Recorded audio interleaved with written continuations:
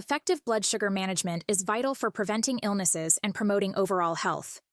Keeping blood sugar levels stable enhances insulin sensitivity, which plays a crucial role in maintaining metabolic health and reducing the risk of diseases.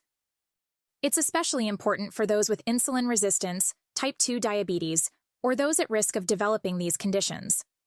Understanding the glycemic index and glycemic load can help in choosing which foods to eat to keep blood sugar levels stable. So let's start with the glycemic index, GI.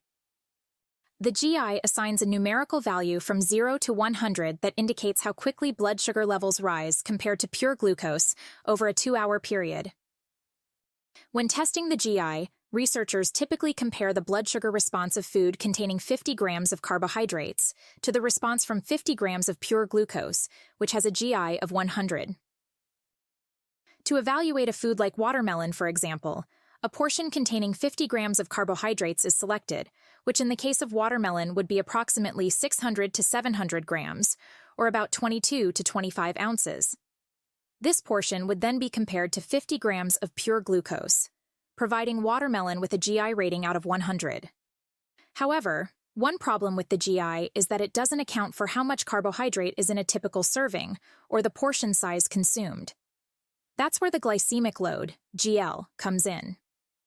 GL considers both the quality, GI, and the quantity of carbohydrates in a serving, providing a more practical measure of a food's impact on blood sugar. The GL of a food can be determined by multiplying the GI by the amount of carbohydrates in a serving, and then dividing by 100. The GL has 3 categories: low, below 10, medium, 11 to 19, and high, above 20. Let's look at an example to understand why the GL is important. Watermelon has a high GI of around 76.